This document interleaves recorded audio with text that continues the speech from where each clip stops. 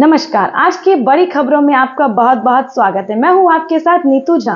आज के बुलेटिन में बात होगी कि क्या राहुल गांधी उपराष्ट्रपति चुनाव में वोट डालने आ पाएंगे, जिसको लेकर बीजेपी और एएपी ने बड़े सवाल खड़े कर दिए हैं। भाजपा नेता रविशंकर प्रसाद ने कांग्रेस पर निशाना साधते हुए कहा कि राहुल गांधी एक आलसी राजनेता है। इतना ही नहीं, बाढ़ से ग्रसित राज्यों में उपेक्षा का भी आरोप लगाया है।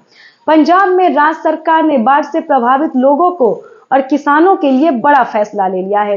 बिहार में नीतीश कुमार ने महिला रोजगार योजना का शुभारंभ कर दिया है।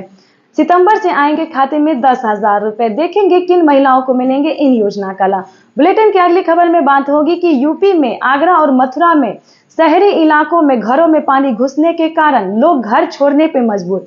इतना ही नहीं, 12वीं कक्षा तक स्कूल भी बंद कर दिए गए हैं। बुलेटिन के आखिरी में बात होगी कि कैसे दिल्ली में 4 मंजिला इमारत गिरने से सभी वाहन मलबे में दब गए हैं। फिलहाल 14 लोगों को सुरक्षित बाहर निकाल लिया गया है, लेकिन कुछ लोगों को अभी भी हल्की चोटें आई हैं। ये तो थी बुलेटिन। अब बात करते हैं तमाम बड़ी खबरों की। दिल्ली के सियासी गलियारों में इस वक्त सबसे बड़ा सवाल यही गूंज रहा है कि क्या राहुल गांधी उपराष्ट्रपति चुनाव में वोट डालने आ पाएंगे या नहीं, क्योंकि दावा किया जा रहा है कि राहुल गांधी बिहार में कैंपेन करने के बाद ही मलेशिया के लिए रवाना हो गए। वे लौटे हैं या नहीं, इसके बारे में किसी को बहुत जानकारी नहीं। उधर मंगलवार को संसद में उपराष्ट्रपति पद के लिए अहम मतदान होना है। इसमें इंडिया अलायंस ने भी अपना कैंडिडेट उतारा, इसलिए उसे प्रतिष्ठित की लड़ाई माना जा रहा है।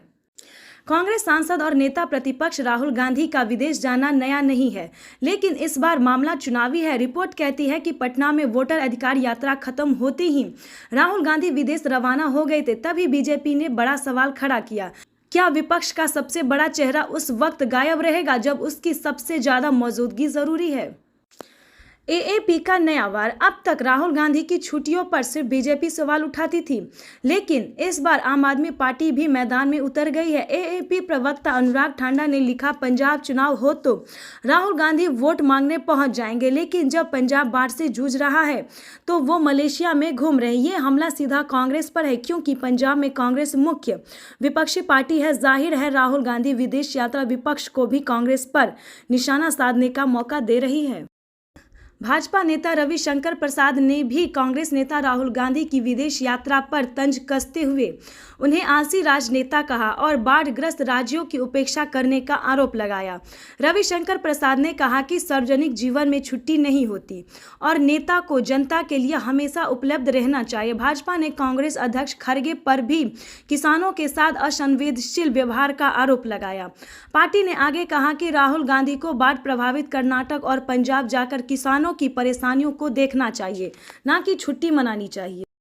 पंजाब में बाढ़ और तबाही के बीच राज्य की भगवंत मान सरकार की सोमवार को कैबिनेट की बैठक हुई।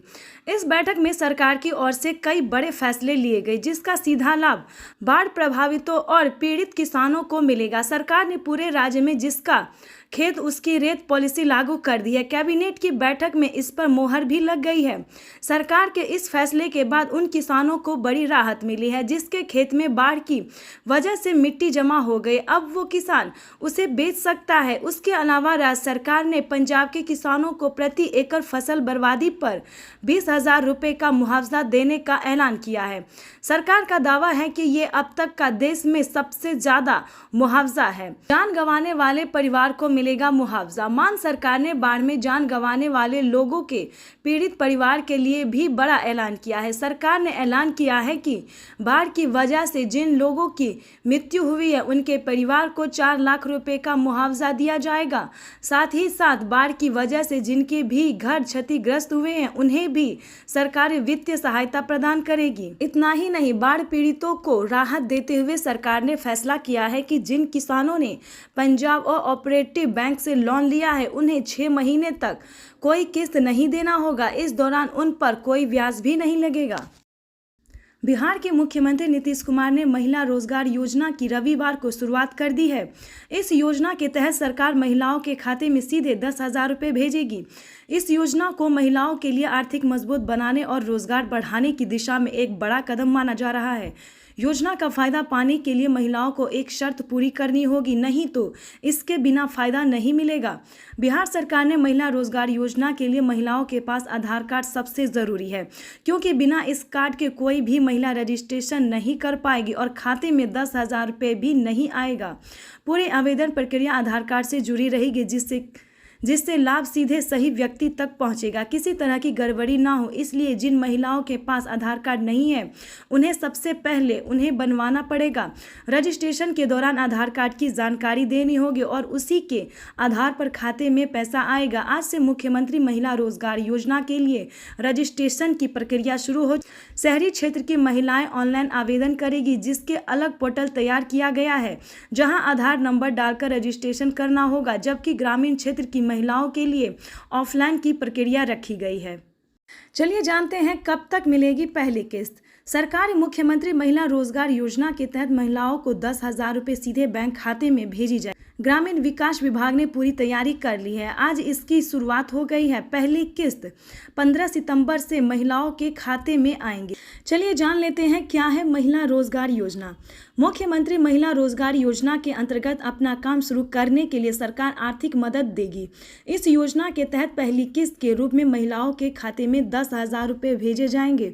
6 महीने बाद समीक्षा होगी और अगर प्रशासन संतुष्ट होता है तो 2 लाख रुपए तक का लोन बिजनेस को बढ़ाने के लिए मिल सकता है। इस पर सरकार की ओर से सब्सिडी भी दी जाएगी। यूपी के आगरा और मथुरा में यमुना ने शहर को कुछ हिस्सों को छू लिया है। यमुना का जलस्तर बेहद खतरनाक स्तर बन गया है। मथुरा में बाढ़ के चलते 12वीं तक के स्कूल 9 अगस्त को भी बंद करने का आदेश डीएम ने जारी कर दिया। आगरा में यमुना का पानी खतरे के निशान 499 फीट से 2 फीट ऊपर पहुंच गया है। यहां लोगों ने पलायन शुरू कर दिया। ताजमहल के आसपास भी बाढ़ का खतरा बढ़ गया है। दशहरा घाट पूरी तरह पानी में डूब गया है। ताजमहल के आसपास भी बाढ़ का खतरा बढ़ गया है। दशहरा घाट पूरी तरह पानी में डूबा हुआ है। नदी का पानी धीरे धीरे करके ताजमहल पूर्व गेट की तरफ बढ़ रहा है।